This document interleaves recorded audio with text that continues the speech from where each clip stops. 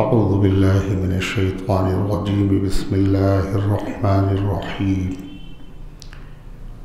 کل الطعام کان حلا لبنی اسرائیل الا ما حرم اسرائیل علی نفسه من قبل ان تنزل التوراة قل فأتوا بالتوراة فاتلوها إن كنتم صادقين فمن افترى على الله الكذب من بعد ذلك فأولئك هم الظالمون قل صدق الله فاتبعوا ملة إبراهيم حنيفا وما كان من المشركين إن أول بيت وضع للناس للذي ببكة مباركا وهدى للعالمين فيه آيات بينات مقام إبراهيم ومن دخله كان آمنا ولله على الناس حج البيت من استطاع إليه سبيلا ومن كفر فإن الله غني عن العالمين قل يا أهل الكتاب لم تكفرون بآيات الله والله شهيد على ما تعملون قل يا أهل الكتاب لم تصدون عن سبيل الله من آمن تبغونها عوجا وأنتم شهداء وما الله بغافل عما تعملون يا أيها الذين آمنوا إن تطيعوا فريقا من الذين أوتوا الكتاب يردوكم بعد إيمانكم كافرين وكيف تكفرون وأنتم تتلى عليكم آيات الله وفيكم رسوله ومن يعتصم بالله فقد هدي إلى صراط مستقيم يا أيها الذين آمنوا اتقوا الله حق تقاته ولا تموتن إلا وأنتم مسلمون واعتصموا بحبل الله جميعا ولا تفرقوا واذكروا نعمة الله عليكم إذ كنتم أعداء فألف بين قلوبكم فأصبحتم بنعمته إخوانا وكنتم على شفا حفرة من النار فأنقذكم منها كذلك يبين الله لكم آياته لعلكم تهتدون صدق اللہ العظیم۔ محترم حضرات، سامعین کرام، حاضرین مسجد، عزیزوں اور بزرگوں، یہ قرآن مقدس کے چوتھے پارے کی سورہ آل عمران کی پاکیزہ، نورانی، مبارک، بعظمت، مطہر آیتیں ہیں۔ دعا کیجئے رب العزت والجلال ان مقدس آیات کی روشنی میں صحیح اور سچی بات عرض کرنے کی توفیق نصیب فرمائے اور ہم سب کو عمل کرنے کی توفیق عطا فرمائے۔ اس سے پہلے کی آیت میں ذکر تھا کہ تم لوگ کامل نیکی اور کامل ثواب اس وقت تک حاصل نہیں کر سکتے جب تک کہ اپنی پسندیدہ چیز اللہ کی رضا کے لیے خرچ نہ کرو۔ قرآن کی اس آیت میں ذکر ہے کہ پہلی شریعتوں میں اللہ کو راضی کرنے کے لیے بطور منت کے کسی اپنی پسندیدہ چیز کو چھوڑ دینا، استعمال نہ کرنا، ترک کر دینا، یہ بھی ثواب کا کام تھا۔ لیکن اس شریعت میں اللہ کی حلال چیز کو،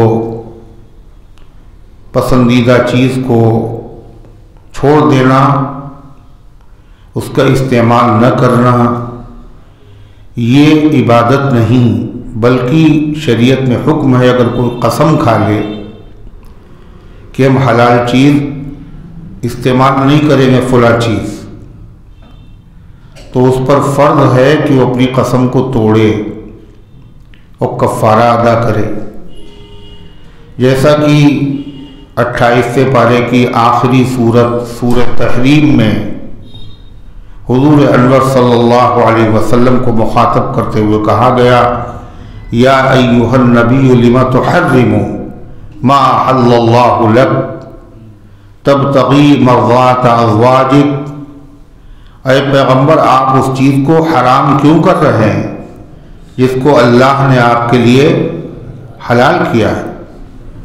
اپنی بیوی کو خوش کرنے کے لیے قد فرض اللہ لکم تحلۃ ایمانکم، اللہ نے آپ پر لازم کیا ہے کہ آپ اپنی قسم سے حلال ہو جائیں، یعنی قسم کو توڑ دیں اور اس کو استعمال کریں۔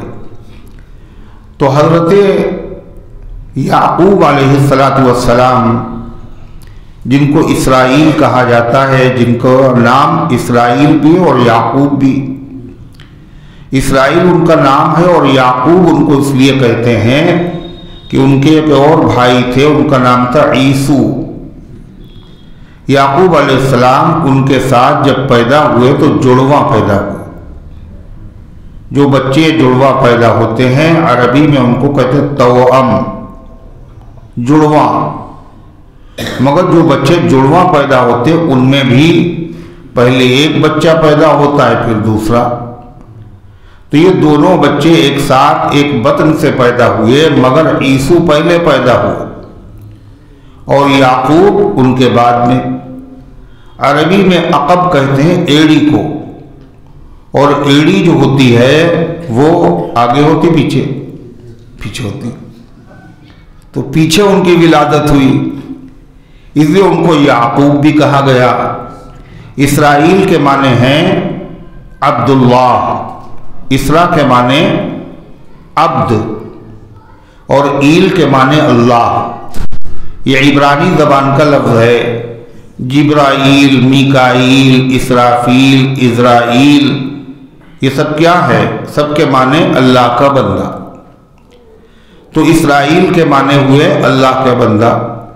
حضرت یعقوب علیہ السلام کو ایک تکلیف پیدا ہوئی درد کی، جس کو کہا تھا عرق النساء، لوگ کہتے ہیں عرق النساء، عرق النساء، دو غلطیاں، ایک تو عرق کہتے ہیں، عرق کے معنی جوس، عرق نہیں ہے عرق۔ اسی طریقے سے نسا نہیں ہے، نسا نہیں ہے، نسا، نسا عورتوں کو کہتے ہیں، اور نسا ہے نسیان سے بنا جس کے معنی بھول جانا، یعنی اتنی شدت کا درد ہوتا ہے کہ آدمی کو جو باتیں یاد ہوتی وہ بھی بھول جاتا ہے۔ عرق النسا ایک رد کا درد ہوتا ہے جو آدمی کی کمر سے لے کے پیر تک جاتا ہے۔ اللہ اس درد سے حفاظت فرمائے، اور ہر قسم کے درد سے، ہر قسم کی تکلیفوں سے اللہ حفاظت فرمائے۔ جو مبتلا ہے اللہ ان کو شفا عطا فرمائے۔ تو یہ پیغمبروں کو درد کیوں ہوتا ہے؟ پیغمبروں کو بخار کیوں آتا ہے؟ پیغمبروں کو تکلیف کیوں ہوتی ہے؟ یہ سب اس لیے ہوتی ہے تاکہ بندے بدعقیدگی میں مبتلا نہ ہو کہ یہ بھی خدا ہے۔ درد اللہ کو نہیں ہوتا، تکلیف اللہ کو نہیں ہوتی، انسانوں کو تکلیف ہوتی ہے۔ پیغمبر انسان ہے مگر انسانوں میں برگزیدہ انسان، اللہ تعالیٰ کے مقرب بندے ہوتے ہیں۔ تو یعقوب علیہ السلام کو شدت سے یہ درد ہوتا تھا، رات بھر تکلیف ہوتی تھی۔ تو انہوں نے غور کیا اور اس کے بعد یہ منت مانی کہ اگر اللہ تعالیٰ نے مجھے شفا دے دی تو ہم جو سب سے پسندیدہ چیز میری کھانے کی ہے اور سب سے پسندیدہ چیز پینے کی ہے اس کو ہم اپنے اوپر حرام کر لیں گے، ہم چھوڑ دیں گے، اللہ کو راضی کرنے کے لیے اس کو کھانا چھوڑ دیں گے۔ چنانچہ ان کو پسندیدہ چیز جو کھانے میں تھی وہ اونٹ کا گوشت تھا، اور پینے میں جو بہترین مشروب ان کے نزدیک پسندیدہ تھا وہ اونٹ کا دودھ تھا۔ تو انہوں نے اونٹ کا گوشت بھی کھانا چھوڑ دیا اور دودھ بھی پینا چھوڑ دیا۔ بنی اسرائیل نے جو ان کی اولاد تھی اس نے بھی ان چیزوں کو استعمال کرنا چھوڑ دیا، وحی کی وجہ سے، پیغمبر کے حکم کی وجہ سے کہ تم بھی یہ نہ کھایا کرو۔ خیر انہوں نے بھی نہیں کھایا، یہودیوں کے وہاں بھی اس کے کھانے کی اجازت نہیں تھی. تو ان یہودیوں نے مسلمانوں پر اور نبی کریم علیہ السلام پر اعتراض کیا اور کہا کہ آپ تو کہتے ہیں کہ ہم ابراہیم علیہ السلام کے زیادہ قریبی ہیں، اور آپ یہ کہتے ہیں کہ ابراہیم علیہ السلام کے طریقے اور ملت پر ہیں، حالانکہ جو چیز ابراہیم علیہ السلام پر حرام تھی آپ لوگ اسے کھاتے ہیں. تو کیسے ابراہیم علیہ السلام کے قریبی ہوئے؟ ابراہیم علیہ السلام اونٹ کا گوشت نہیں کھاتے تھے، دودھ نہیں پیتے تھے، اور آپ لوگ کہتے ہیں ابراہیم علیہ السلام کے طریقے پر بھی ہیں اور اونٹ کا گوشت بھی کھاتے ہیں، دودھ بھی پیتے. تو قرآن کریم کی یہ آیتیں اس کے جواب میں نازل ہوئی اور اللہ تعالیٰ نے بتایا یہ جھوٹ ہے کہ ابراہیم علیہ السلام کے لیے یہ چیزیں حرام تھیں. ایسا نہیں، ابراہیم علیہ السلام ہی نہیں بنی اسرائیل پر بھی یہ چیزیں حرام نہیں تھیں. ہر کھانے کی چیز جائز تھی، صرف اونٹ کا دودھ اور اونٹ کا گوشت یہ حضرت یعقوب علیہ السلام نے منت مان کر اپنے اوپر حرام کیا تھا. اور یعقوب علیہ السلام تو ابراہیم علیہ السلام کے پوتے ہیں، ابراہیم علیہ السلام کے بیٹے حضرت اسحاق علیہ السلام، اور اسحاق علیہ السلام کے بیٹے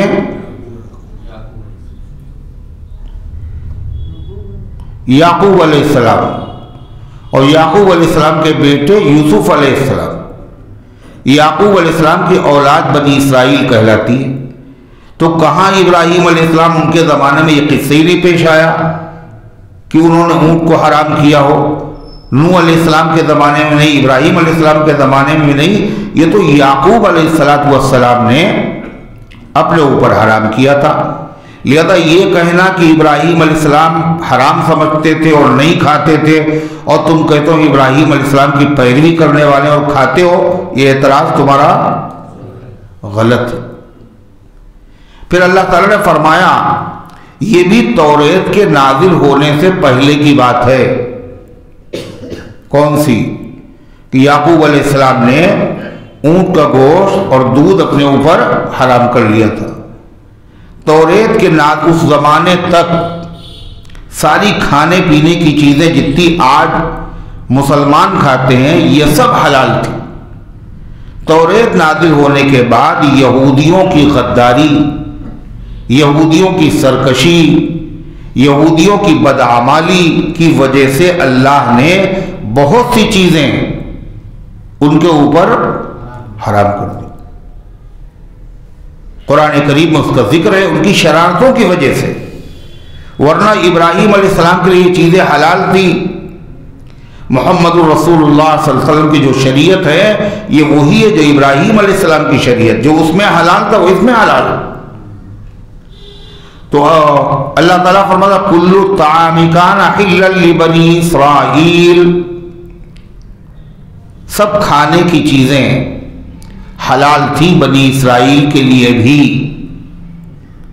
الا ما حرم اسرائیل علی نفسه من قبل ان تنزل التوراۃ، مگر جس کو حرام کر لیا یعقوب علیہ السلام نے اپنی ذات پر توریت کے نازل ہونے سے پہلے، یہی چیز حرام ہوئی، ورنہ سب چیزیں حلال تھی. اور یہودیوں کی شرارت کے بعد، توریت نازل ہونے کے بعد یہودیوں کی شرارت کی وجہ سے اور چیزیں حرام ہوئیں، لیکن توریت کے نازل ہونے سے پہلے ان دو چیزوں کے علاوہ کوئی چیز یہودیوں پر بھی حرام نہیں تھی. حدیث میں آتا ہے کہ یہودیوں کی ایک جماعت نبی کریم صلی اللہ علیہ وسلم کی خدمت میں حاضر ہوئی اور انہوں نے کہا کہ ہم آپ سے کچھ سوالات کرنا چاہتے ہیں، اور یہ سوالوں کے صحیح جواب نبی ہی دے سکتا ہے. اگر آپ نے ان سوالوں کے صحیح جواب دے دیے تو اس کا مطلب آپ سچے نبی ہیں، ہم کلمہ پڑھ لیں گے آپ کا. آپ نے فرمایا اپنی بات پر قائم ہو، اگر میں نے سوالوں کے جواب دے دیے تو کلمہ پڑھو گے، اتباع کرو گے؟ ان کا کہ ٹھیک ہے ہم کریں گے۔ آپ نے فرمایا بتاؤ کیا سوال ہے؟ تو انہوں نے سب سے پہلا سوال یہ کیا کہ یعقوب علیہ السلام نے کیا چیز اپنے اوپر حرام کر لی تھی؟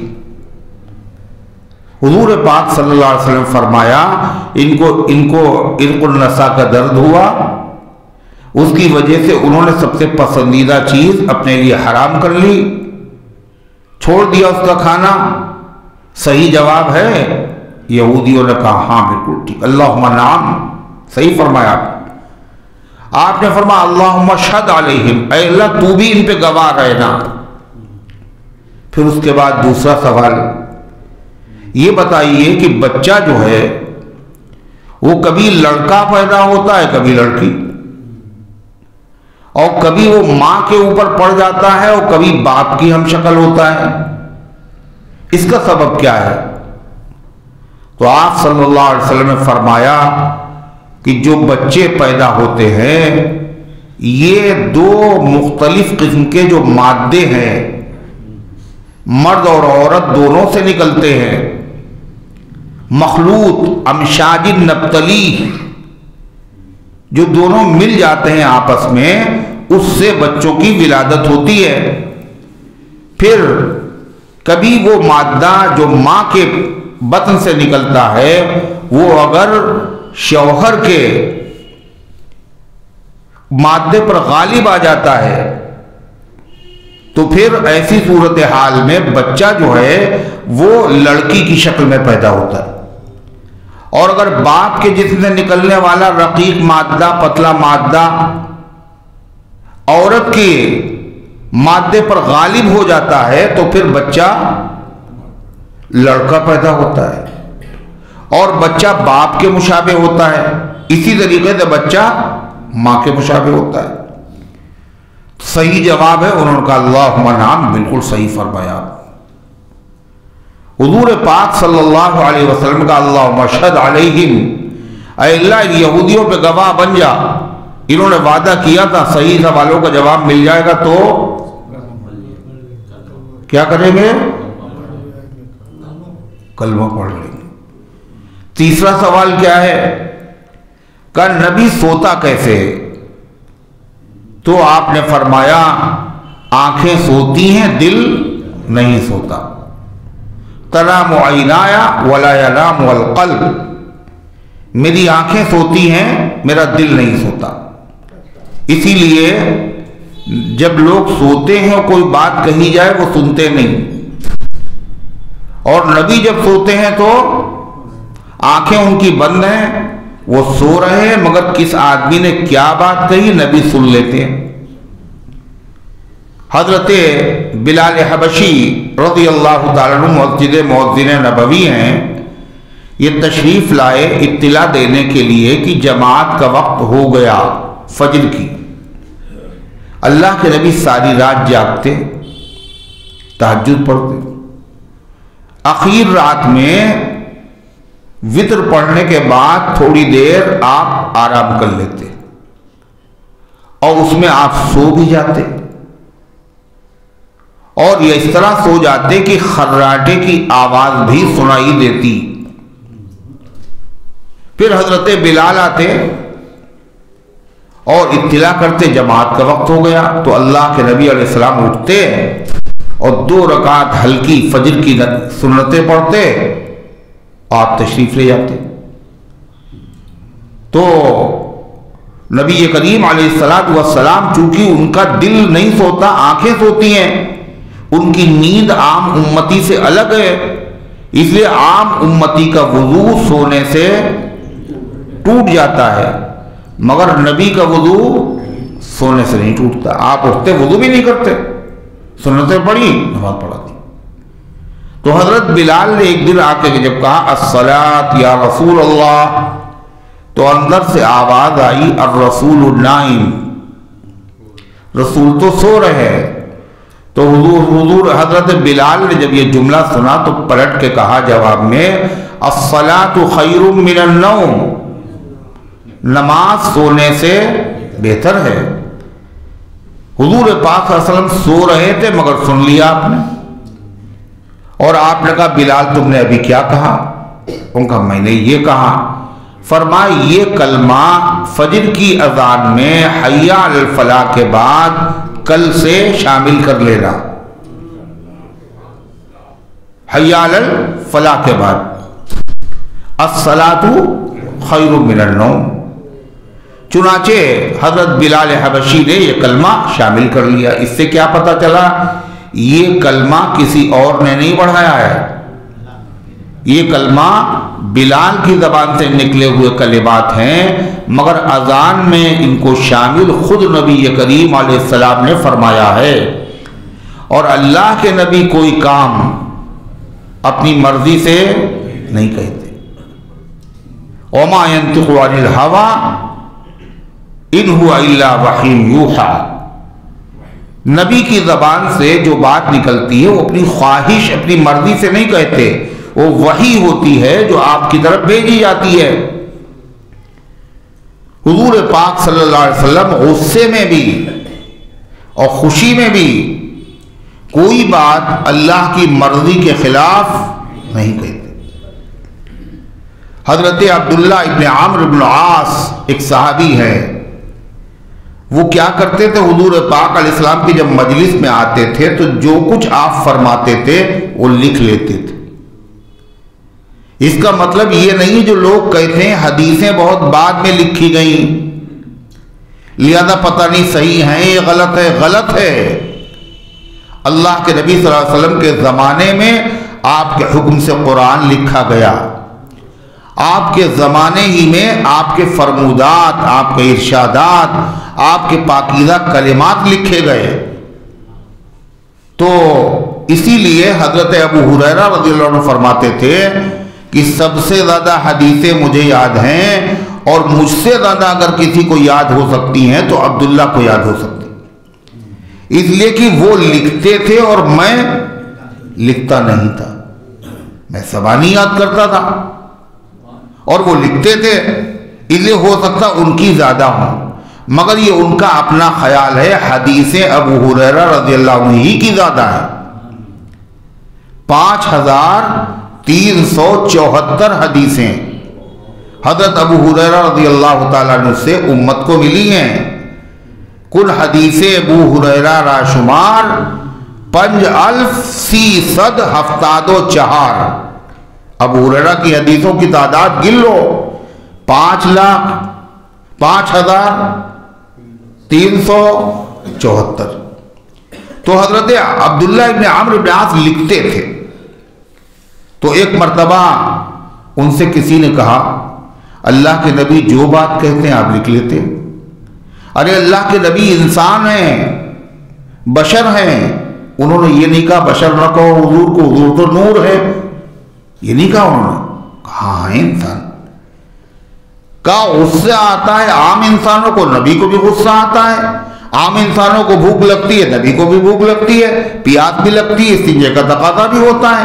تو حضور پاک صلی اللہ علیہ وسلم کبھی کبھی غصے میں بھی کوئی بات کہتے ہیں تو ہر بات نہ لکھا کرو۔ تو عبداللہ ابن عمرو بن العاص رک گئے۔ پھر انہوں نے یہ بات نبی کریم صلی اللہ علیہ وسلم کی خدمت میں بیان کی۔ آپ نے فرمایا کہ سنو، لا اقول الا حقا، غصہ ہو یا خوشی ہو، ہر حال میں میری زبان سے جو بات نکلتی ہے وہ سچائی کے علاوہ کچھ نہیں ہوتا۔ یعنی مذاق میں بھی اگر میں کوئی بات کہتا ہوں، صحابہ نے کہا حضور آپ مذاق بھی کرتے؟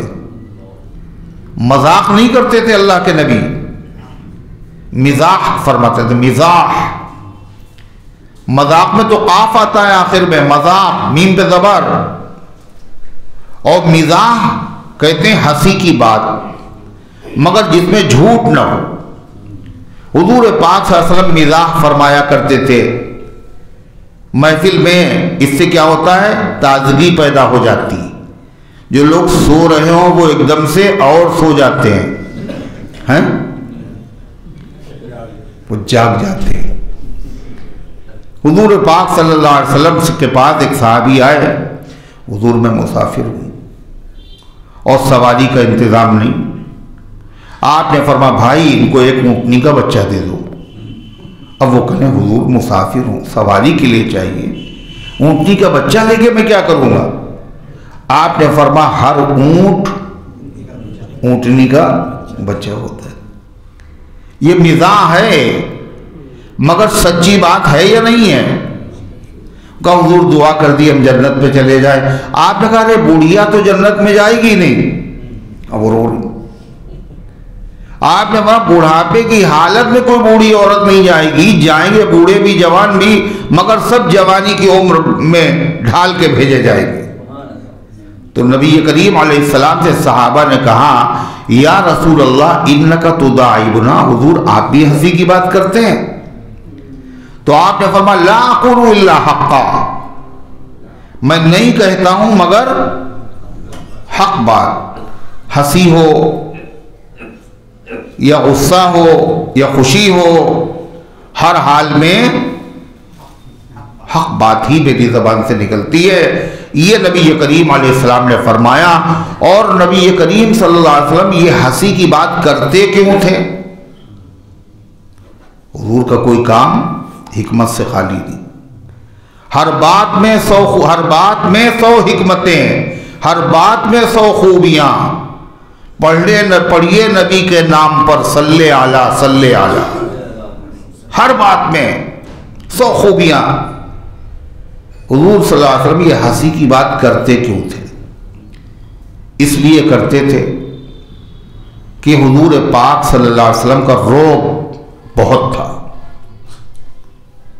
آپ نے فرمایا نصرت بالرعب مسیرۃ شہر، اللہ نے رعب سے میری مدد کی، اور میرے رعب کا اثر دشمن پر 1 مہینے کی دوری پہ پڑتا ہے۔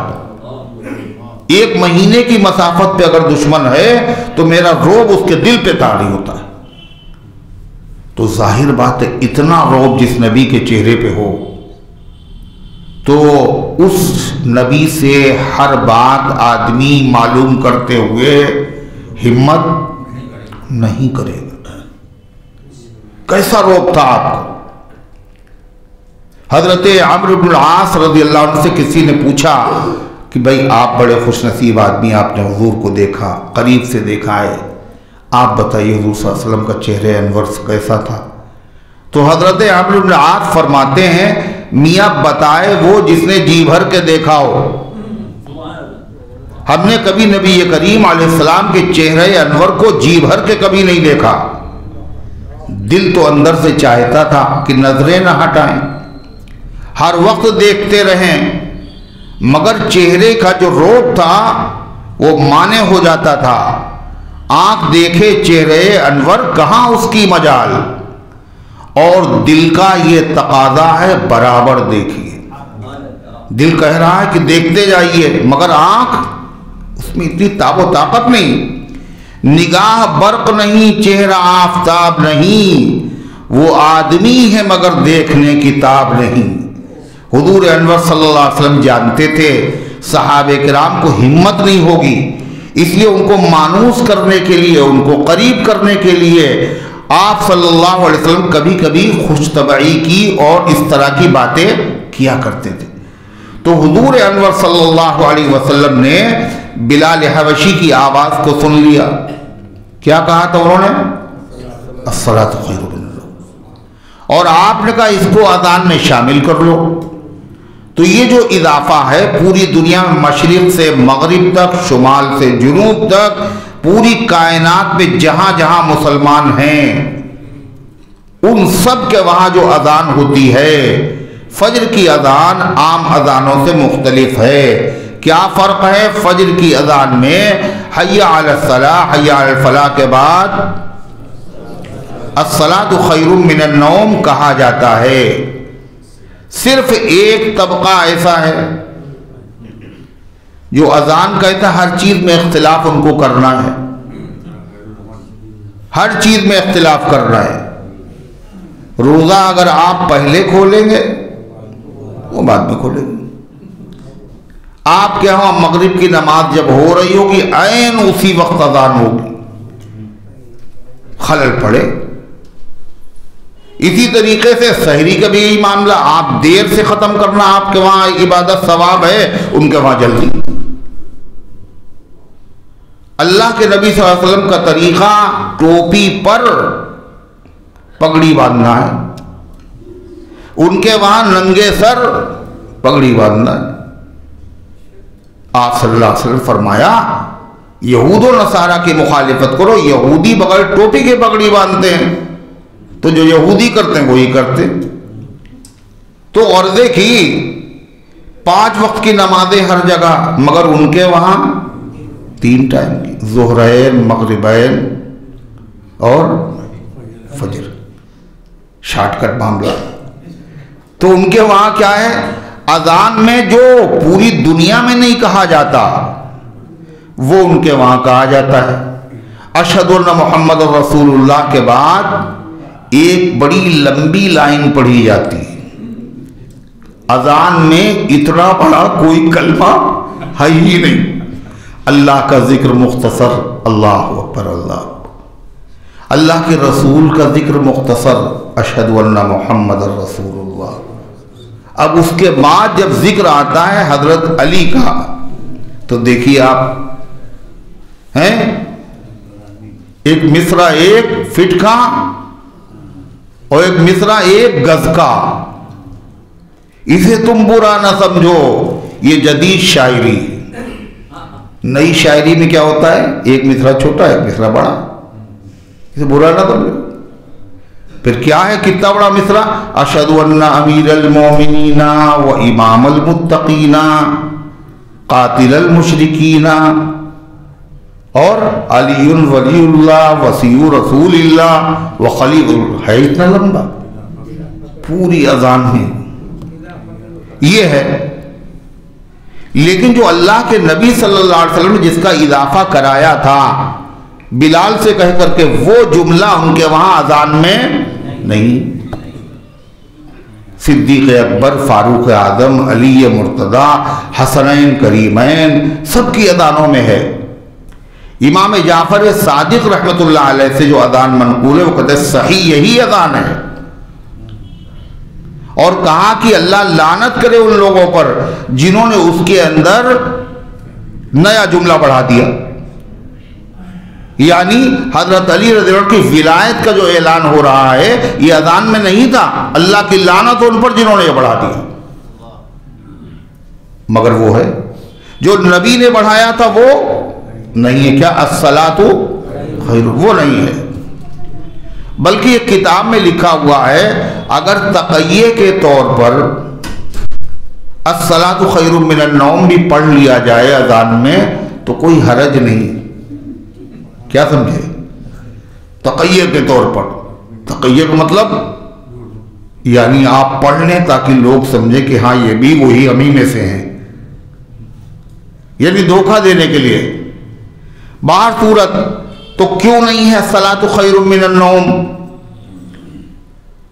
اس لیے کہ جو لوگ صحابہ سے عداوت رکھتے ہیں وہ نبی کی سنت سے ان کو محروم کر دیا جاتا ہے۔ کیا ہے، کہتے ہیں کہ یہ جملہ اذان میں حضرت عمر ابن خطاب نے بڑھایا اور حضرت عمر سے جنم جنم کی دشمنی ہے، لہذا اذان کے اندر یہ کلمہ ہم اپنے وہاں نہیں کہیں گے، حالانکہ حضرت عمر کا بڑھایا ہوا نہیں، یہ تو خود نبی کریم صلی اللہ علیہ وسلم کا بڑھایا ہوا ہے۔ یہ ہے دشمنی میں اتنے اندھے ہو گئے کہ حضرت عمر کا ذرا سی نسبت بھی غلط کر رہے ہیں اور حقیقت بھی یہی ہے۔ تو باہر صورت میں عرض یہ کر رہا تھا کہ ان یہودیوں نے آ کر نبی کریم علیہ السلام سے کیا کہا، 4 سوال کریں گے ہم آپ سے، اگر جواب آپ نے دے دیے تو آپ نبی ہیں، نبی جواب دے سکتا ہے۔ پہلا سوال، یعقوب علیہ السلام نے اپنے اوپر کیا چیز حرام کی تھی؟ تو اللہ کے نبی نے کیا بتایا، اونٹ کا گوشت اور دودھ۔ پھر کہا دوسری چیز، بچہ کبھی لڑکا اور کبھی لڑکی، ایسا کیوں ہے؟ کبھی باپ کے مشابہ اور کبھی ماں کے مشابہ۔ اللہ کے نبی نے اس کا جواب دیا، جس مادے کا اگر مرد کا مادہ عورت کے مادے پہ غالب ہو گیا تو لڑکا ہے اور لڑکے کے باپ کے مشابہ ہوگا، اور اگر اس کا الٹا ہے تو بچہ نہیں بلکہ بچی پیدا ہوگی اور وہ ماں کے مشابہ۔ کہا کہ صحیح جواب ہے، کہ اللہم نعم۔ تیسرا سوال یہ کیا نبی سوتا کیسے ہے؟ تو کیا کہا تنام عینایا ولا ینام القلب، میری آنکھیں سوتی ہیں دل نہیں سوتا۔ نبی کا سونا امت کے سونے سے الگ ہے۔ امتی اگر سو جائے چاہے جتنا بڑا ہو وضو اس کا ٹوٹ جائے گا، اور نبی اگر سوئے خراٹے بھی آ جائیں جب بھی وضو نہیں ٹوٹتا ہے۔ تو ان کا اللہم نعم۔ اب اس کے بعد بعض روایات میں ہے کہ انہوں نے یہ پوچھا یہ رعد کیا چیز ہوتی ہے؟ وَيُسَبِّحُ الرَّعْدُ بِحَمْدِهِ وَالْمَلَائِكَةُ مِنْ خِيفَتِهِ، رعد کے معنی گرج۔ جب بادل چھا جاتے ہیں، وہ بارش ہوتی ہے تو آواز بھی آتی گرجنے کی اور چمک بھی ہوتی۔ تو یہ رعد کیا چیز ہے؟ آپ نے فرمایا رعد ایک فرشتہ ہے، اور جو مقرر ہے بادلوں کے چلانے پر۔ اس کے ہاتھ میں کوڑا ہوتا ہے آتشی، آگ کا، جس سے بادلوں کو ہکاتا ہے۔ یہ برق ہے اور وہ فرشتہ رعد ہے، یہ اسی کے ڈانٹنے کی آواز ہوتی ہے جس کو رعد کہا جاتا ہے۔ تو کہنے اللہم نعم، صحیح بتایا آپ نے۔ آپ نے فرمایا اللہم اشہد علیہم، اے اللہ گواہ رہنا ان پر، میں نے سوالوں کا جواب دیا ہے، انہوں نے وعدہ کیا تھا صحیح سوالوں کا جواب مل جائے گا تو کلمہ پڑھ لیں۔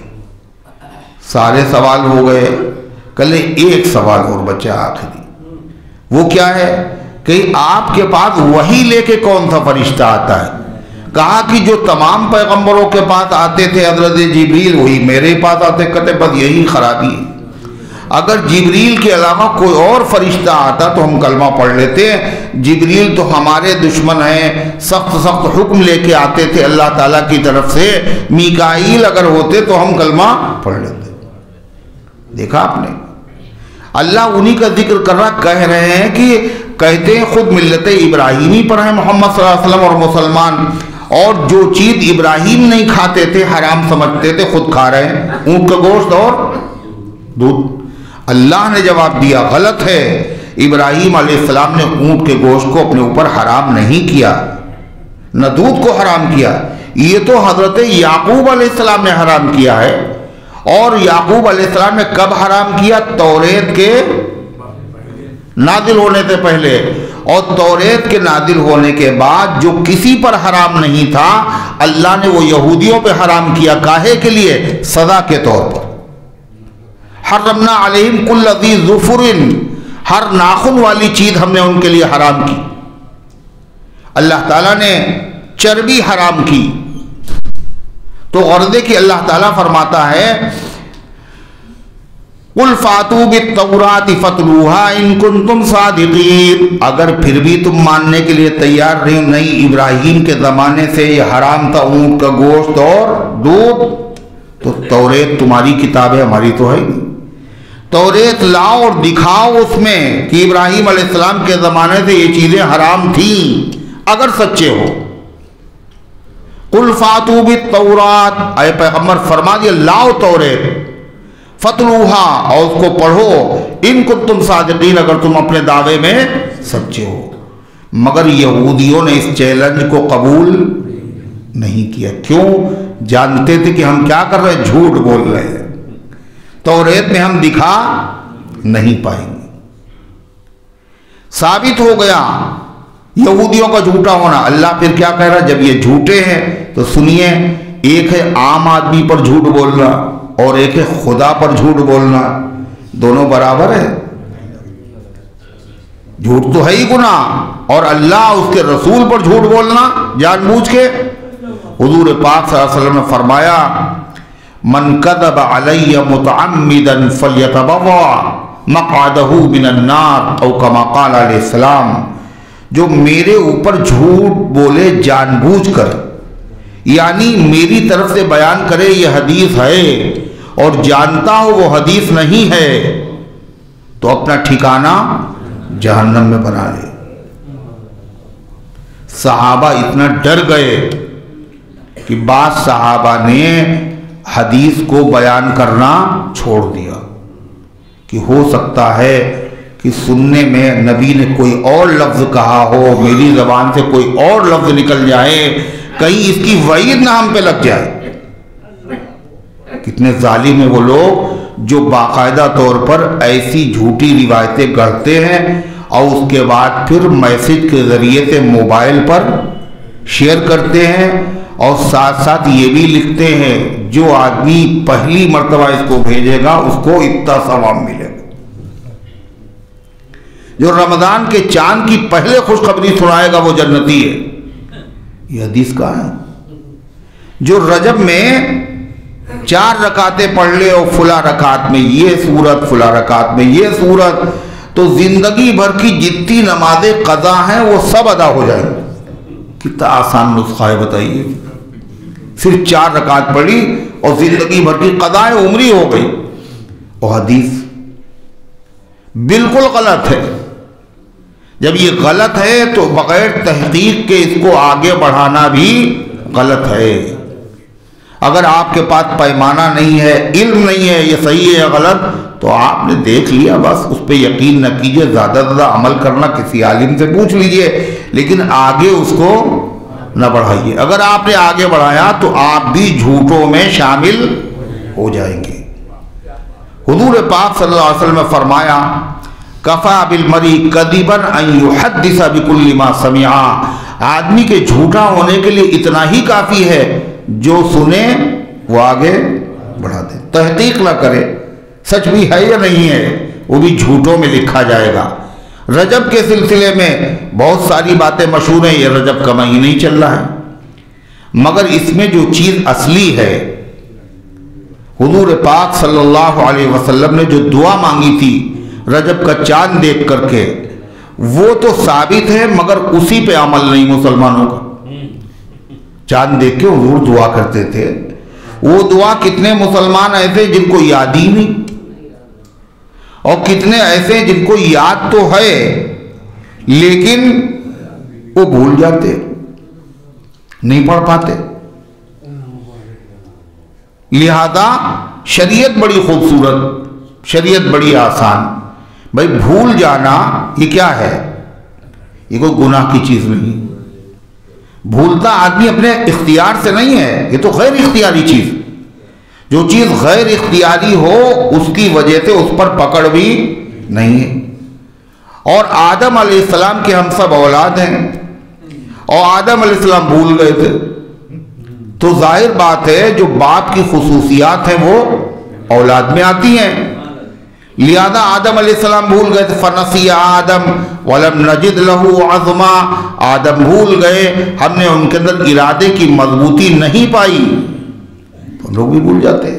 نسی آدم فنسی اولادو، آدم بھولے تھے تو ان کی اولاد بھی بھول جاتی ہے۔ جب بھول جاتے، مگر اللہ کا کرم دیکھیں، بھول گئے مگر پھر بھی کتنی نوازش ہے، کتنی عنایت ہے کہ صاحب بھول گئے کہ روزے سے نہیں، روزے سے ہیں اور پیٹ بھر کے کھا لیا،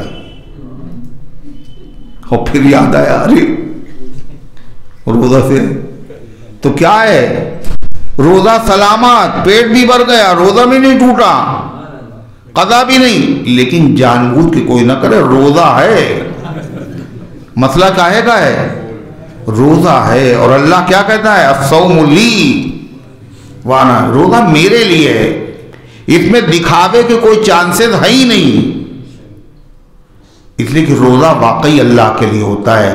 آدمی تنہائی میں ہے، سخت پیاس لگ رہی اس کو، اور بھری دوپہر مزدوری کر رہا ہے، ظہر کی نماز پڑھنے آیا، اس نے کلی کی، جب کلی کی تو پانی کہاں ڈالا جاتا ہے، منہ میں، لیکن منہ میں پانی ڈال کے باہر پھینک رہا ہے، حلق کے نیچے نہیں اتر، ایک قطرہ مجال ہے جو اتر جائے۔ یہ کیا ہے، اللہ کے لیے روزہ رکھا ہے، تو اس لیے بھول گیا بیچارہ۔ ایک بھول ہوتی ہے، ایک چوک بھی ہوتی ہے۔ چوک میں کیا ہوتا ہے، یاد تو ہوتا ہے ہم روزے سے ہیں مگر غلطی ہو جاتی، بھول بھی معاف اور چوک بھی معاف۔ جیسے آدمی نے کلی کی، ارادہ جانتا ہم روزے سے ہیں، یہ بھی ارادہ نہیں کہ حلق کے نیچے پانی اتاریں، مگر اتفاق سے حلق کے نیچے ایک قطرہ چلا گیا. اس کو کیا کہیں گے؟ چوک. بھول بھی معاف ہے، چوک بھی معاف. بھول گئے تو روزہ ہو جائے گا، لیکن چوک گئے چونکہ روزہ یاد تھا اس لیے روزہ تو نہیں ہوگا مگر گناہ بھی نہیں ہوگا، اس لیے کہ آپ نے ارادے سے پانی حلق کے نیچے نہیں اتارا ہے، نہ کفارہ ہے، البتہ قضا کرنا پڑے.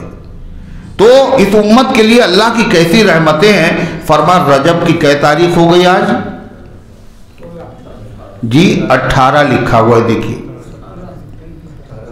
18. اور یہ دعا کب پڑھی جاتی ہے؟ چاند دیکھ کر. 18 دن ہو گئے، اب تو ثواب ملے گا. کہا اب بھی مل جائے گا. یہ کیا ہے؟ وَاذْكُرْ رَبَّكَ إِذَا نَسِيتَ. اپنے رب کو یاد کر لیا کرو، جب بھول جایا کرو، جب یاد آئے تب پڑھ لو. تو اب سے یاد آ گئے، اب سے پڑھو. اگر نہیں یاد ہے، ایک آدمی پڑھ رہا ہے اور دوسرا اس پر آمین کہہ لے، جب بھی اس کو ثواب میں دعا کرنے میں شریک مانا جائے گا. کیا ہے وہ دعا؟ اللہم بارک لنا فی رجب و شعبان وبلغنا رمضان. آمین تو کہہ لو. تو ارشاد فرما اللہ تبارک و تعالی فمن افترى علی اللہ الکذب من بعد ذلک، جو جھوٹ گڑھے اللہ پر اس کے بعد بھی ظاہر ہو گیا کہ وہ جھوٹا ہے. توریت میں نہیں لکھا ہوا ہے کہ ابراہیم علیہ السلام کے لیے یہ چیزیں حرام تھیں، پھر بھی کہہ رہے ہو، کتاب بھی نہیں لا رہے ہو، جھوٹا ہونا ثابت ہو گیا. پھر بھی اگر جو آدمی جھوٹ بولے فَأُولَئِكَ هُمُ الظَّالِمُونَ، تو یہی لوگ بے انصاف ہیں، ہر درم ہیں اور ظالم ہیں. آپ کہہ دیں صدق اللہ، اللہ سچا ہے. اللہ نے بتا دیا ابراہیم پر یہ چیزیں حرام نہیں تھیں، اللہ سچا ہے. جب اللہ سچا ہے اور تم کہہ رہے ہو یہ چیزیں حرام تھی، تو تم کیا ہوئے؟ کیا ہوئے؟ قل، آپ کے صدق اللہ، اللہ نے سچ فرمایا. تمہارا جھوٹا ہونا ظاہر ہو گیا، لیکن خدا بڑا غفور، بڑا رحیم ہے. اللہ کا جھوٹ بھی ظاہر ہو گیا، تمہارا ظلم بھی ظاہر ہو گیا، فساد بھی ظاہر ہوا، دشمنی بھی ظاہر ہوئی، لیکن ابھی بھی وقت ہاتھ میں ہے تمہارے. فَاتَّبِعُوا مِلَّةَ إِبْرَاهِيمَ حَنِيفًا. اللہ فرماتا ہے فَاتَّبِعُوا مِلَّةَ إِبْرَاهِيمَ حَنِيفًا، ابھی سے اتباع کر لو ابراہیم علیہ السلام کے طریقے کی، جیسے کہ مسلمان کر رہے. وہ بھی کہتے ہیں ہم بھی ابراہیم کے طریقے پر ہیں، مگر ابراہیم کا طریقہ کیا بتایا؟ جو حرام نہیں تھا اس کو حرام کہہ دیا، جو حلال تھا اس کو حرام بتا دیا. تو یہ کیا ہے؟ یہ ابراہیم کی پیروی نہیں. فَاتَّبِعُوا مِلَّةَ إِبْرَاهِيمَ حَنِيفًا، ابراہیم علیہ السلام کی پیروی کر لو. کیا پیروی ابراہیم علیہ السلام؟ ابراہیم علیہ السلام کیا تھے؟ حنیف تھے. حنیف کسے کہتے ہیں؟ موحد، یعنی ایک اللہ کو ماننے والا، اس کے ساتھ کسی قسم کا شرک نہ کرنے والا. تم لوگ خود اپنے آپ کو موحد بھی کہتے ہو، حنیف بھی کہتے ہو، ابراہیم کا ماننے والا بھی کہتے ہو، اور حالانکہ تم مشرک ہو. عزیر علیہ السلام کو اللہ کا بیٹا یہودیوں نے کہا یہ شرک ہے. عیسیٰ علیہ السلام کو خدا کا بیٹا عیسائیوں نے کہا یہ شرک ہے. یہود و نصارہ نے کہا ہمارے مولویوں نے جس چیز کو حلال کر دیا وہ حلال ہے اور جس کو حرام کر دیا وہ حرام ہے. انہوں نے کہا ہمارے اماموں نے جس کو حلال کر دیا وہ حلال ہے، جس کو حرام کر دیا وہ حرام ہے. تو حلال و حرام کا اختیار تو اکیلے اللہ کو ہے. لہذا جو آدمی کسی اور کے لیے مانے کہ وہ بھی حلال کر سکتا ہے، وہ آدمی حنیف اور ابراہیم علیہ السلام کا ماننے والا اور موحد نہیں ہو سکتا. اللہ تعالیٰ فرماتا ہے اور حنیف کسے کہتے ہیں؟ جو کعبے کی عزت کرے، جو کعبے کا حج کرے. ابراہیم علیہ السلام نے کعبہ بنایا بھی، کعبے کی حج کی فرضیت کا اعلان بھی کیا، مگر کوئی یہودی اور کوئی عیسائی حج نہیں کرتا. کیسے ملت ابراہیمی پہ ہو؟ اللہ فرماتا ہے وَمَا كَانَ مِنَ الْمُشْرِكِينَ، اور ابراہیم علیہ السلام تو مشرک نہیں تھے. یہودیوں نے کہا کہ یہ مسلمان قبلے کی طرف منہ کر کے نماز پڑھتے اور کہتے ہیں ہم ابراہیم علیہ السلام کے طریقے پر ہیں. یہ بات صحیح نہیں. کیوں صحیح نہیں؟ کہا ابراہیم علیہ السلام تو عراق کے رہنے والے تھے، وہاں سے انہوں نے ہجرت کی. کہاں آئے وہ؟ ملک شام. ملک شام ہی میں زندگی بھر رہے. وہی ان کی اولاد پیدا ہوئی حضرت اسحاق علیہ السلام، اور بنی اسرائیل کا سلسلہ جن سے چلا. یہ سب کہاں؟ ملک شام میں. بیت المقدس تمام کے تمام جو انبیاء تھے وہیں ان کی وفات ہوئی. وہیں ابراہیم الخلیل، فلسطین میں ایک شہر کا نام ہے ابراہیم الخلیل، تو ابراہیم وہیں انتقال کر گئے. اور مسلمان کہتے ہیں میں ابراہیم علیہ السلام کے طریقے پر ہیں، مگر بیت المقدس کی طرف رخ کر کے نماز نہیں پڑھتے، یہ خانہ کعبہ کی طرف رخ کر کے نماز پڑھتے ہیں. لہذا یہ ابراہیم علیہ السلام کے طریقے پر کیسے ہو گئے؟ اللہ جواب دے رہا ہے. ابراہیم علیہ السلام آئے ضرور تھے ملک شام، مگر خدا نے ان کو حکم دیا تھا اپنی بیوی بچے کو کہاں چھوڑو؟ وادی غیر ذی زرع میں، مکے میں. اور وہاں جب اسماعیل بڑے ہو گئے تو خدا نے کیا کہا تھا؟ اللہ کا گھر بناؤ. اور جب بن گیا خانہ کعبہ تو کیا کہا تھا؟ اس کے حج کی فرضیت کا اعلان کرو. لہذا یہ کیسے تم نے کہہ دیا کہ بیت المقدس جو ہے یہ ابراہیم علیہ السلام کا بھی قبلہ ہے اور تمام انبیاء کا قبلہ ہے، اور مسلمان ابراہیم علیہ السلام کے قبلے کو نہیں مانتے؟ ایسا نہیں ہے، بلکہ سب سے پہلا جو عبادت کے لیے گھر بنا ہے وہ بیت المقدس نہیں بلکہ بیت اللہ. اللہ فرماتا ہے اول بیت وضع للناس للذی ببکۃ مبارکا وہدی للعالمین. بے شک پہلا گھر وضع للناس جو مقرر کیا گیا انسانوں کے لیے. انسان خالی مسلمان ہے نا؟ ارے یہودی نہیں، عیسائی نہیں، پوری دنیا کے انسان. ان سب کا اللہ رب ہے، اور ان سب کے لیے اللہ تبارک و تعالیٰ کی طرف سے جو گھر عبادت کے لیے بنایا گیا وہ سب سے پہلا گھر کہاں ہے؟ مکے میں ہے. فرمایا اول بیت وضع للناس، پہلا وہ گھر جو مقرر کیا گیا لوگوں کے لیے، یعنی اللہ کی عبادت کے لیے جس گھر کو سب سے پہلے مقرر کیا گیا وہ گھر کہاں ہے؟ ملک شام میں نہیں ہے. للذی ببکۃ، جو بکے میں ہے. ہم تو کہتے ہیں مکہ، قرآن میں آیا بکہ کا، مکے کا ایک نام بکہ بھی ہے. دوسری بات بکہ کہتے ہیں جہاں کعبہ ہے اور مسجد حرام ہے، اس علاقے کو کہتے ہیں بکہ. اس کے علاوہ جتنا پورا علاقہ ہے یہ سب مکہ کہلاتا ہے. تو فرمایا الذی ببکہ، جو مکے میں ہے. اللہ فرماتا مبارکا وہدی للعالمین، وہ بڑا بابرکت ہے.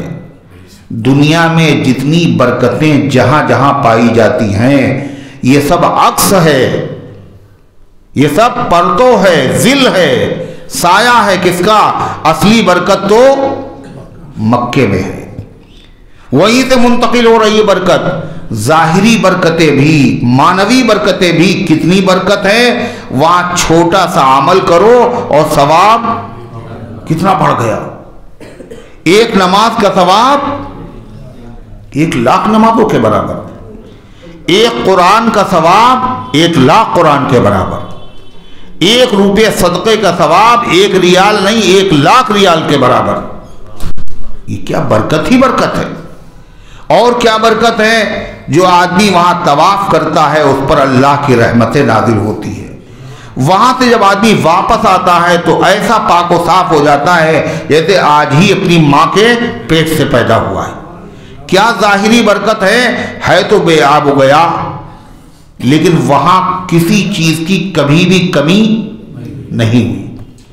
جتنی آبادی ہے اس سے کئی گنا لوگ ہر سال حج میں جمع ہوتے ہیں، مگر کبھی اخباروں میں یہ خبر نہیں چھپی اس سال مکے میں یہ چیز نہیں ملی. کیا ہے؟ مبارکن، بڑا بابرکت والا. حتیٰ کی قربانی جب ہوتی ہے وہاں تو ایک ایک آدمی 100 جانور قربان کرتا ہے. یہ نہیں ہم لوگوں کی طرح نہیں، ایک قربانی بھی مشکل ہو رہی. 100 قربانی. ایک صحابی نے پوچھا حضور حج کون سا اچھا ہے؟ کیا پوچھا بھائی؟ حج کون سا؟ آپ نے فرمایا جس میں لبیک زیادہ ہو، جس میں قربانی زیادہ ہو۔ وہ لوگ جانتے تھے، خود حضور پاک صلی اللہ علیہ وسلم نے حجۃ الوداع میں کتنی قربانیاں کی ہیں؟ کتنے اونٹ ذبح کیے؟ 100 اونٹ پورے، 100 قربانیاں۔ اور حضور پاک صلی اللہ علیہ وسلم نے 63 اونٹ تو اپنے مبارک ہاتھ سے ذبح کیے۔ اور اونٹوں کو جو ذبح کیا جاتا وہ لٹا کے نہیں، بلکہ نیزہ مارا جاتا ہے گردن میں۔ یہی آسان ہے، اس سے خون سب بہہ جاتا ہے، اونٹ گر جاتا ہے۔ یہ مگر نیزہ مارنے کے لیے بڑی طاقت کی ضرورت ہے۔ حضور پاک صلی اللہ علیہ وسلم کی عمر مبارک ہے 63 سال، اور آپ نے 63 اونٹ اپنے ہاتھ سے نحر کیے۔ یہ معمولی طاقت کی بات نہیں، یہ نبی کی طاقت ہے۔ اور جب آپ ذبح کر رہے تھے تو اونٹ بھی جان رہے تھے کہ کس کے ہاتھ سے ہم ذبح ہو رہے ہیں۔ حدیث میں آتا ہے کلہن یذلفن الی، ہر اونٹ کے بعد دوسرا اونٹ اپنی گردن خودی سے آگے بڑھا دیتا تھا کہ نبی کے ہاتھ سے ذبح ہونا بھی سعادت ہے۔ یہ جانور سمجھتے تھے۔ تو اللہ تعالیٰ فرماتا ہے مبارکم وہدی للعالمین، یہ بہت بابرکت ہے اور یہ رہنمائی کرنے والا ہے تمام عالموں کے لیے۔ حج یہی ہوگا، عمرہ یہی ہوگا، طواف یہی ہوگا، اس کے علاوہ پورے عالم، پوری کائنات میں کہیں بھی مسلمان ہو، نماز میں اس کا رخ ادھر ہی ہوا۔ ہدی للعالمین، نماز کا رخ بتانے میں یہ رہنما ہے۔ کس کے لیے؟ صرف مکے والوں کے لیے نہیں، سارے عالموں کے انسانوں کے لیے ہے۔ پھر اللہ فرماتا ہے وَلِلَّهِ عَلَى النَّاسِ حِجُّ فِرْوَا فِيهِ آیَاتٌ بَيِّنَاتٌ مقام ابراہیم۔ یہ افضل گھر ہے، بیت المقدس سے بھی افضل ہے۔ حدیث میں آتا سب سے پہلا گھر بتایا۔ سب سے پہلے گھر کا مطلب کیا؟ اس کے دو مطلب۔ ایک مطلب یہ ہے کہ دنیا جب اللہ نے بنائی تو اپنا گھر دولت خانہ اور خدا کا گھر عبادت خانہ۔ تو دنیا میں کوئی عبادت خانہ بھی نہیں تھا، کوئی دولت خانہ بھی نہیں تھا۔ سب سے پہلا جو گھر بنا وہ کون سا بنا؟ کعبہ، یعنی اللہ کی عبادت کے لیے۔ اور یہ بات سمجھ میں آتی ہے کہ آدم علیہ السلام نے اپنا گھر بنانے سے پہلے اللہ کا گھر بنایا۔ نبی کریم صلی اللہ علیہ وسلم مدینہ طیبہ تشریف لے گئے ہجرت کر کے، ابو ایوب انصاری رضی اللہ عنہ کے گھر پہ رہتے رہے، لیکن آپ نے مسجد نبوی پہلے بنائی اور پھر اپنی بیویوں کے حجرے بعد میں بنائے ہیں۔ پہلے اللہ کا گھر، پھر اپنا گھر۔ تو دنیا میں سب سے پہلا گھر جو ہے وہ کیا ہے؟ کعبۃ اللہ ہے۔ حضرت علی فرماتے ہیں رہنے کے مکان تھے لوگوں کے پاس، مگر عبادت کے لیے اللہ تبارک و تعالیٰ کا جو گھر بنایا گیا وہ سب سے پہلے کہاں ہے؟ جو مکے میں ہے۔ دنیا کے بتکدوں میں پہلا وہ گھر خدا کا، ہم اس کے پاسباں ہیں، وہ پاسباں ہمارا۔ حضرت آدم علیہ السلام کو اللہ نے حکم دیا کہ میرا گھر بناؤ۔ آدم علیہ السلام نے کعبہ بنایا۔ پھر اللہ نے کہا تم پہلے انسان ہو اور تم پہلے نبی ہو، اور یہ سب سے پہلا عبادت کا، یہ پہلا عبادت کا گھر ہے۔ آدم حج کرو، اس کا طواف کرو، عمرہ کرو۔ آدم علیہ السلام نے کیا، اور آدم علیہ السلام نے یہ جو کیا ہے حج اور عمرہ، یہ وہاں رہ کے نہیں کیا بلکہ ہندوستان سے سفر کر کے کیا آدم علیہ السلام نے۔ اس لیے خانہ کعبہ پہلا گھر ہے۔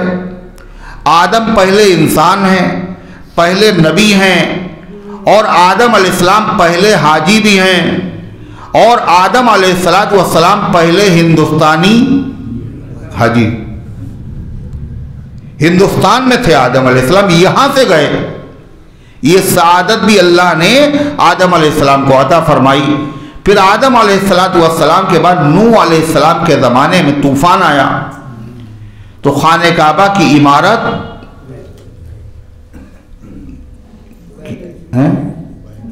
کیا ہوا؟ آگے کیا ہے؟ خانہ کعبہ کی عمارت جو ہے وہ طوفان پر ملبے کے نیچے دب گئی۔ اللہ نے ابراہیم علیہ السلام سے فرمایا کہ تم اب اللہ کا گھر بناؤ۔ ابراہیم علیہ السلام نے اسماعیل علیہ السلام کو لے کر خانہ کعبہ کا تعمیر کی، مگر ابراہیم علیہ السلام نے خانہ کعبہ کی بنیادیں نہیں رکھی ہیں۔ بنیادیں تو پہلے سے ہیں، صرف دیواریں کھڑی کی ہیں۔ قرآن میں ذکر ہے وَإِذْ يَرْفَعُ إِبْرَاهِيمُ الْقَوَاعِدَ مِنَ الْبَيْتِ وَإِسْمَاعِيلُ، وہ وقت یاد کرو جب ابراہیم علیہ السلام اسماعیل علیہ السلام بیت اللہ کی دیواریں اٹھا رہے تھے، بنیاد نہیں بن رہے تھے، بنیاد تو پہلے سے تھی۔ تو سب سے پہلے کس نے بنایا؟ آدم علیہ السلام نے۔ حضور پاک صلی اللہ علیہ وسلم سے حضرت ابو ذر غفاری رضی اللہ عنہ نے پوچھا اے اللہ کے رسول سب سے پہلی مسجد کون سی؟ آپ نے فرمایا مسجد حرام۔ کہا پھر اس کے بعد دنیا کی دوسری مسجد کون سی؟ آپ نے فرمایا مسجد اقصی، مسجد اقصی۔ فرما کم ما کان بینہما، دونوں مسجدوں کے درمیان میں فاصلہ کتنا ہے؟ آپ نے فرمایا 40 سنہ، 40 سال۔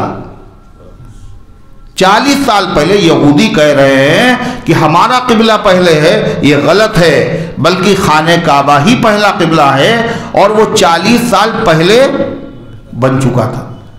اب سوال یہ ہے کہ حضرت ابراہیم علیہ السلام کا زمانہ انہوں نے کعبہ بنایا، بیت المقدس سلیمان علیہ السلام نے بنایا، دونوں کے درمیان میں 1000 سال کا فاصلہ، اور اللہ کے نبی فرماتے ہیں کہ 40 سال کا فاصلہ۔ اس کا مطلب کیا ہے؟ حضرت سلیمان علیہ السلام نے جو بنایا وہ شروع سے مسجد اقصی نہیں بنائی، بلکہ بنیادیں پہلے سے تھی، تعمیر دوسری ہے۔ اسی طریقے سے جیسے ابراہیم علیہ السلام نے جو خانہ کعبہ کی تعمیر کی تو شروع سے نہیں کی، بنیادیں پہلے سے ہیں، الگ سے نئی تعمیر انہوں نے بنائی۔ سب سے پہلی بنیاد کس نے رکھی؟ آدم علیہ السلام نے۔ آدم علیہ السلام نے پہلے خانہ کعبہ بنایا اور پھر اللہ کے حکم سے مسجد اقصی بھی بنائی ہے۔ تو جو پہلی تعمیر ہے مسجد اقصی کی اور حرم شریف کی، ان دونوں کے درمیان میں کتنا فاصلہ ہے؟ 40 سال کا فاصلہ ہے۔ تو فرمایا پھر ابراہیم علیہ السلام کے بعد خانہ کعبہ کی عمارت کچھ گڑبڑ ہوئی، شکستہ ہوئی، تو قوم جرہم نے پھر سے کعبہ بنایا۔ پھر عمارت میں کچھ گڑبڑی ہوئی، خرابی پیدا ہوئی، تو قوم عمالقہ نے پھر خانہ کعبہ کی تعمیر کی۔ پھر اس کے بعد نبی کریم صلی اللہ علیہ وسلم کے بچپن میں یہ عمارت پھر مرمت کے لائق ہوئی، تو آپ کے قبیلے قریش نے خانہ کعبہ کی تعمیر کی، جس میں حضور پاک صلی اللہ علیہ وسلم بھی شریک ہوئے۔ جب حجر اسود کو لگانے کی بات آئی اور جھگڑا ہونے کے قریب تھا تو آپ نے فیصلہ کیا کیا کہ پہلے آپ حرم میں داخل ہوئے، کہا ایک چادر لاؤ، اور آپ نے خود حجر اسود اس میں رکھا اور سارے بڑے بڑے قبیلوں کے لوگوں سے کہا اس کے کونے پکڑ لو، اور جب دیوار کے قریب پہنچے تو آپ نے اٹھا کے حجر اسود لگا دیا، سارا جھگڑا ختم ہو گیا۔ یہ نبوت سے پہلے کی بات ہے۔ حضور پاک صلی اللہ علیہ وسلم نے پھر فرمایا عائشہ صدیقہ رضی اللہ عنہا سے، عائشہ یہ ویسا کعبہ نہیں ہے جیسے ابراہیم علیہ السلام نے بنایا تھا، تمہاری قوم نے اس میں ترمیم کر دی ہے۔ فرمایا ابراہیم علیہ السلام کے زمانے میں جو خانہ کعبہ تھا تو اس میں جو حتیم ہے، آج جو خانہ کعبہ کے جدھر پرنالہ ہے ادھر ایک دیوار ہے آدمی کے سینے کے برابر، یہ حصہ خانہ کعبہ کا حصہ ہے، خانہ کعبہ میں داخل ہے۔ مگر مکے کے لوگوں نے، قریش نے کفر کے زمانے میں بھی وہ دیوار باہر کیوں کی؟ انہوں نے کہا یہ اللہ کا گھر بن رہا ہے، اس میں حلال پیسہ لگے گا، حرام نہیں لگے گا۔ جب حرام پیسے سے تعمیر ہوئی اتنا بن پایا جہاں تک کعبہ ہے، پیسہ ختم ہو گیا۔ کہا حرام پیسہ نہیں لگے گا، لیکن دیوار اتنی ہم بنائے دیتے ہیں تاکہ دنیا کو معلوم ہو کہ کعبہ یہاں تک ہے، لیکن عمارت نہیں بنائیں گے، حرام پیسہ نہیں۔ دوسری تبدیلی انہوں نے یہ کی، خانہ کعبہ میں 2 دروازے تھے، ایک دروازہ تھا مغرب پچھم کی طرف اور ایک تھا پورب کی طرف، ایک جانے کا تھا اور ایک نکلنے کا تھا، اور یہ دونوں دروازے بالکل نیچے تھے۔ مگر قریش نے جب مسجد بنائی اور اب شریف کعبہ بنایا تو ایک دروازہ ختم کر دیا، کون تھا؟ پچھم والا، اور ایک باقی رکھا پورب والا، اور وہ دروازہ بھی خوب اونچا کر دیا، اتنا اونچا ہے کہ یہ حاجی معین صاحب معروف جو ہیں سفید شیر کے ساتھ، یہ ماشاءاللہ لمبے دراز قد کے آدمی ہیں، یہ بھی اس کی چوکھٹ کو مشکل سے پکڑ پائیں گے، اتنا اونچا دروازہ، اتنی بلندی پہ۔ کیوں؟ تاکہ جس کو ہم چاہیں وہی کعبے میں جائے، ہر آدمی نہ جا پائے۔ تو آپ صلی اللہ علیہ وسلم نے فرمایا میرا جی چاہتا تھا کہ جیسا کعبہ تھا ابراہیم علیہ السلام کے زمانے میں، دو دروازے لگا دوں، دروازے کو نیچا کر دوں، حتیم کو خانہ کعبہ کے اندر شامل کر دوں۔ لیکن یہ نئی قوم مسلمان ہوئی ہے، غلط فہمی میں مبتلا ہو سکتی ہے، اس لیے حضور پاک علیہ الصلوۃ والسلام نے اس پر عمل نہیں کیا۔ چونکہ حضرت عائشہ صدیقہ رضی اللہ عنہ کے بھانجے حضرت عبداللہ ابن زبیر، انہوں نے اپنی خالہ جان سے یہ حدیث سنی تھی۔ جب اللہ تعالیٰ کو مکے کی حکومت عطا فرمائی تو انہوں نے خانہ کعبہ کی پھر سے تعمیر کی اور اسی طریقے سے کعبہ بنا دیا جس طرح اللہ کے نبی بنانا چاہتے تھے، حتیم اندر، دو دروازے نیچے۔ پھر ان کے بعد حجاج، ان کے زمانے میں حجاج ابن یوسف کا وہاں پر عمل دخل ہو گیا، اس نے حضرت عبداللہ ابن زبیر کو پھانسی پہ لٹکایا۔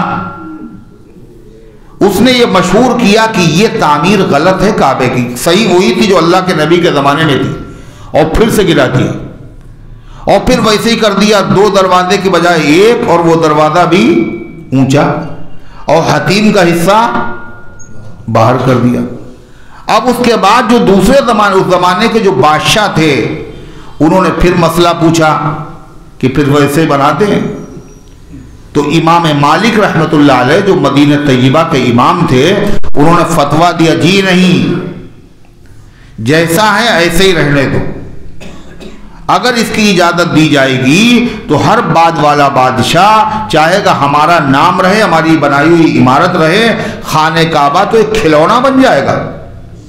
چنانچہ وہ عمارت حجاج بن یوسف کی بنائی ہوئی آج تک ہے، اور حتیم کا حصہ جو ہے وہ باہر ہے، اور اسی میں اللہ کا کرم بھی ہے، اسی میں اللہ کا کرم ہے۔ لیکن خانہ کعبہ کے اندر تو علی میاں صاحب گئے تھے، ان کو چابی دی گئی تھی، اور بہت سارے لوگ اللہ کے مقبول محبوب بندے بڑے لوگ جاتے ہیں، مگر ہم غریب لوگ، ہم مسلمان معمولی قسم کے لوگ یہ کہاں جا پائیں گے؟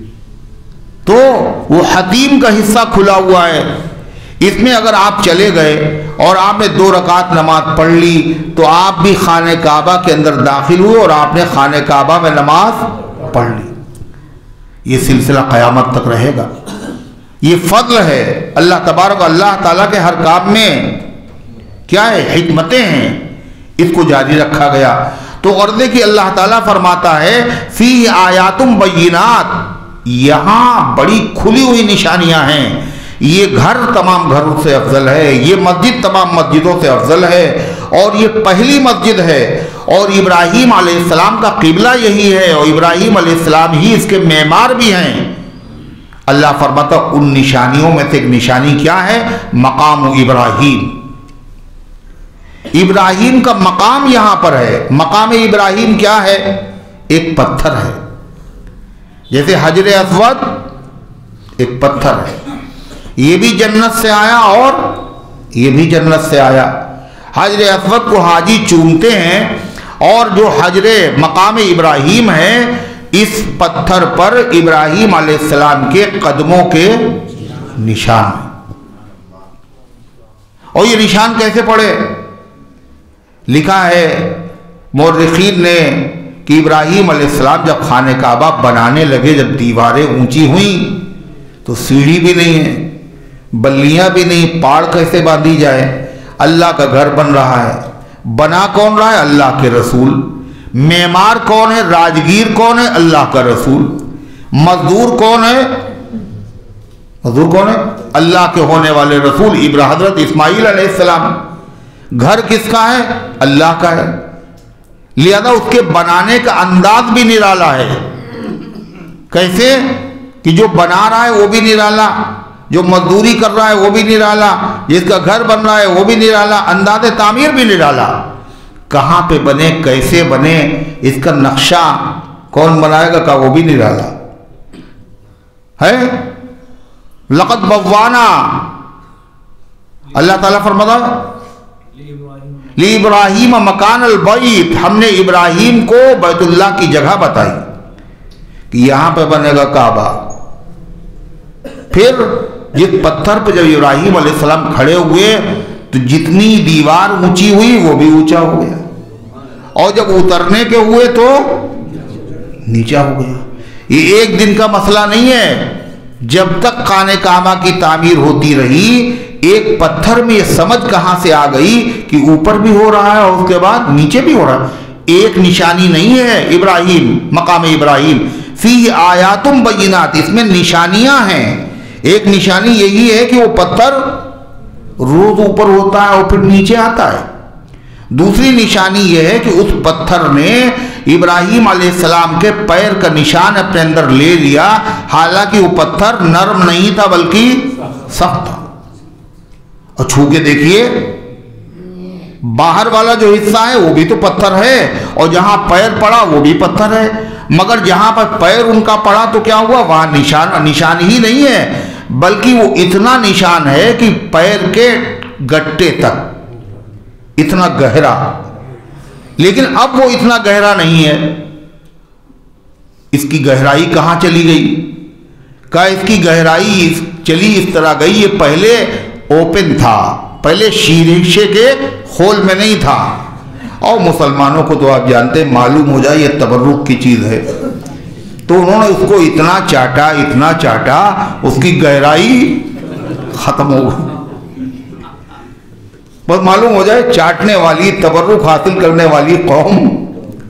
खाने काबा के पर्दे को हज के जमाने में ऊंचा करके बांधा जाता है,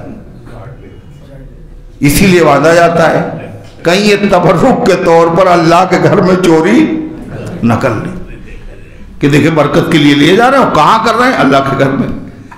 तो और देखिए उसमें निशानियां हैं, फोटो भी है इब्राहीम अलैहिस्सलाम के कदम का, और कहां तक गहरा भी है।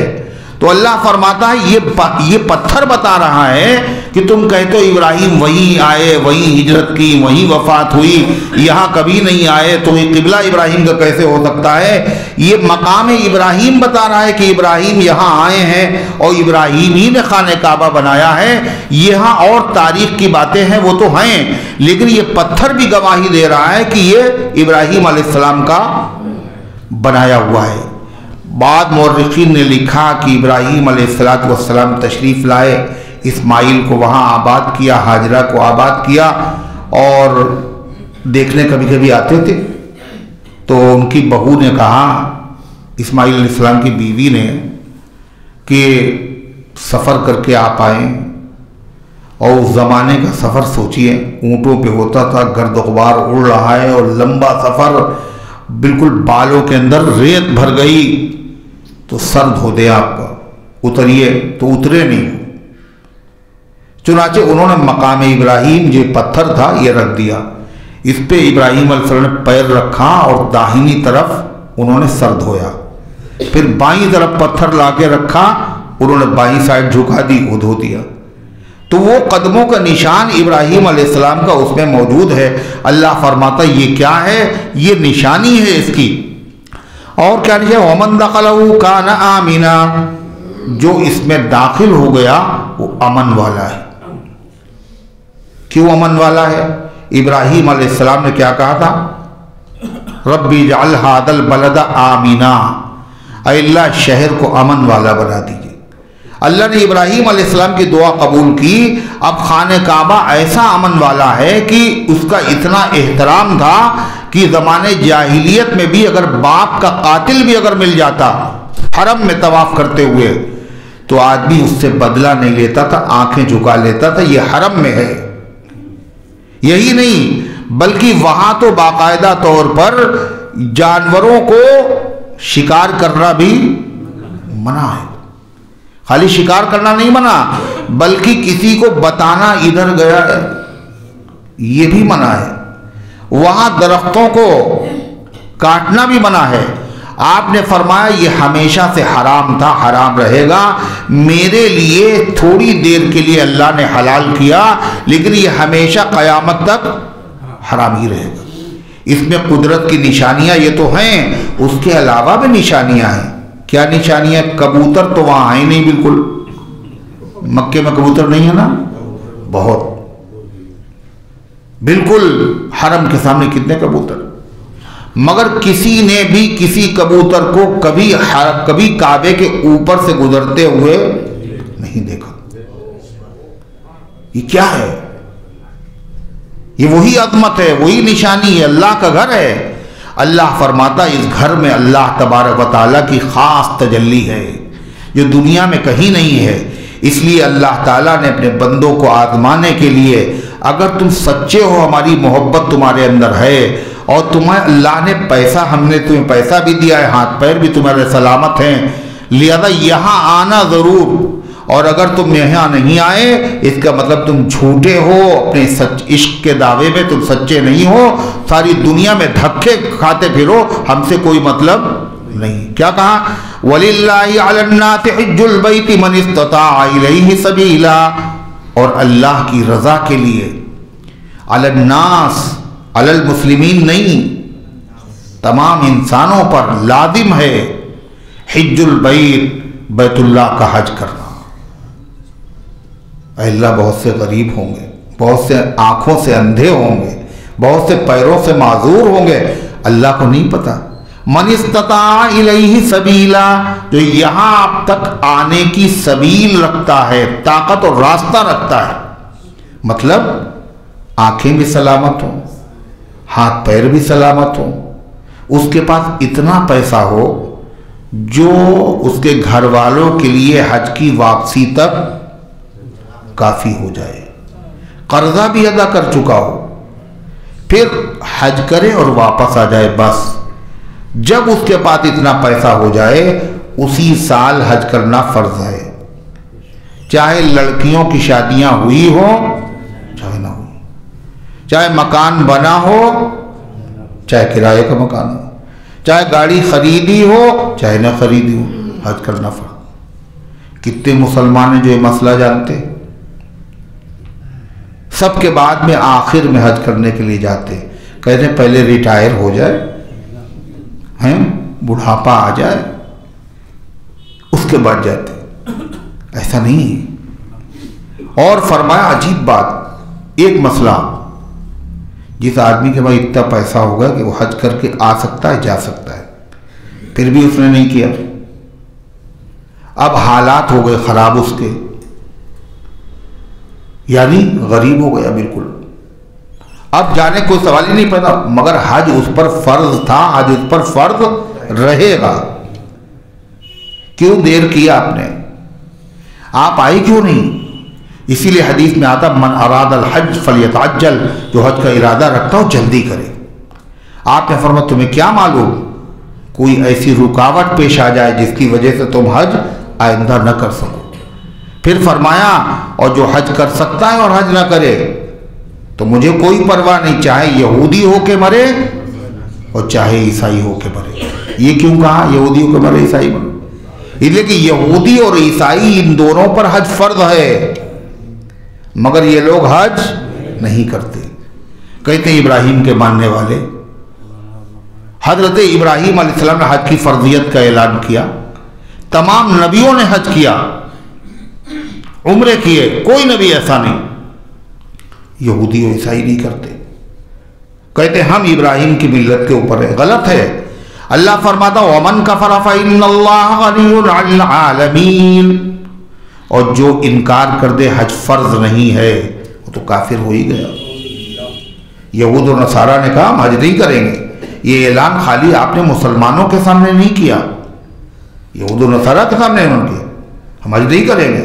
قرآن نے کہا ومن کفر، اور جو انکار کرے تو اللہ تعالیٰ سارے عالم سے بے نیاز، اللہ کو پوری دنیا کی کوئی ضرورت نہیں ہے، دنیا خود اللہ کی محبت، تم کہاں ہو، تمہارے حج سے اللہ کو کیا فائدہ۔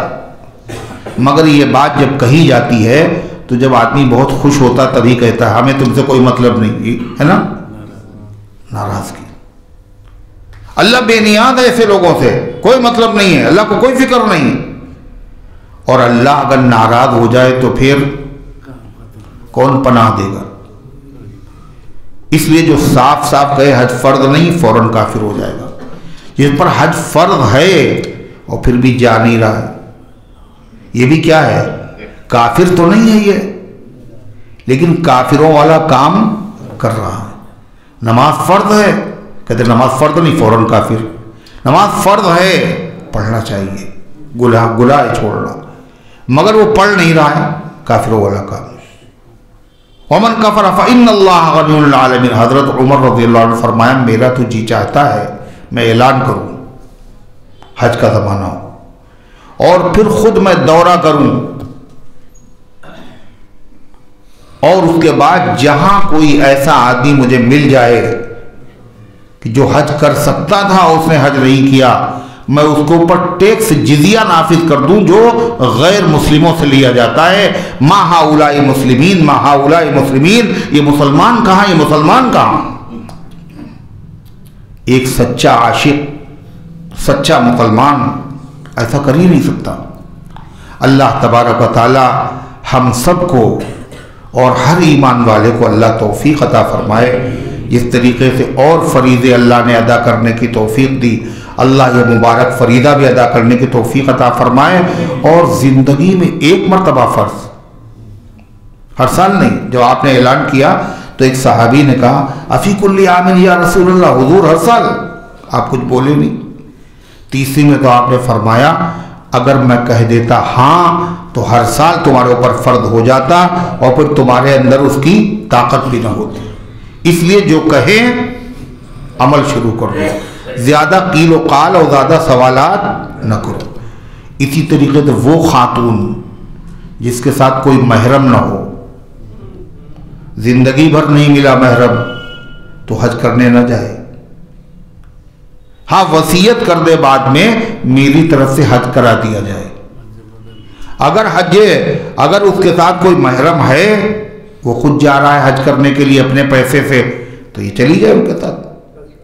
اگر وہ اس محرم کے پاس پیسہ نہیں ہے، اللہ نے اس کو اتنا نوازا ہے تو اپنا بھی خرچ برداشت کرے اور محرم کی بھی برداشت کرے، لیکن وہاں جائے تو اللہ کی نافرمانی نہ کرے۔ حدیث میں آتا ہے جو اللہ پر ایمان رکھے، آخرت پر ایمان رکھے، ایسی عورت کو 3 منزل کا سفر بغیر محرم کے نہیں کرنا چاہیے، حدیث ہے۔ اور پھر اتنا مقدس سفر، اتنا پاکیزہ سفر، اللہ کے گھر میں جانا اور گناہ کر کے جانا اور جھوٹا محرم بنا کے جانا اور دستخط کر کے جانا، یہ کیا ہے؟ یہ تو بڑی خطرناک بات۔ اللہ کے گھر جا رہے ہو اور جھوٹ بول کے اور گناہ کر کے، کعبہ کس منہ سے جاؤ گے غالب، شرم تم کو مگر نہیں آتی، نافرمان بن کے نہیں توبہ کر کے جاؤ۔ مگر لوگ ہے کہ اپنا شوق پورا کرنے کے لیے چلے جا رہے ہیں، محرم نہیں ہے پھر بھی یہ شوق پورا کرنا اور ہے، دین اور ہے۔ دین نام ہے اللہ اس کے رسول کے فرمان پر عمل کرنے کا، چاہے طبیعت کے موافق ہو چاہے طبیعت کے خلاف۔ اللہ ان گزارشات کو قبول فرمائے۔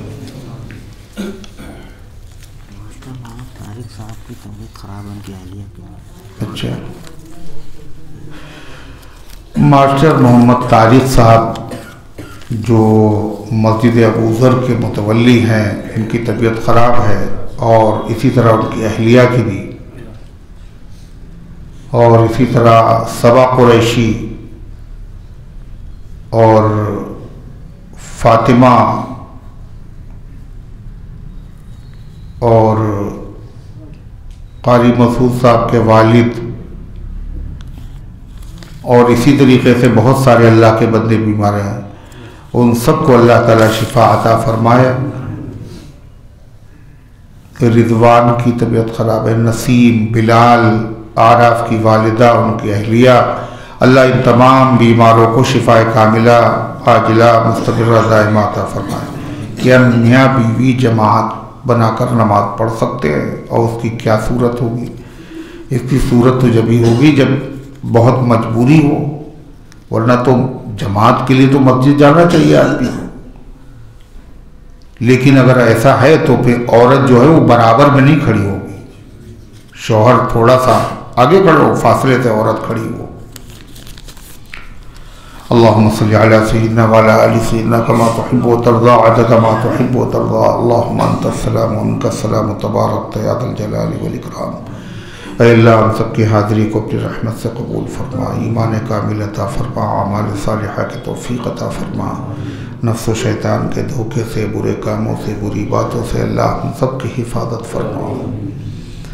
ऐ अल्लाह, इस दर्स कुरान को अपनी रहमत से कबूल फरमा, इसके फैज़ को घर घर के अंदर पहुँचा दे, इसकी बरकत से अक़ायद, आमाल, अखलाक, मुआशरे की इस्लाह फरमा। ऐ अल्लाह, इसको हम सब की नजात और मग़फ़िरत का दरिया बना दे।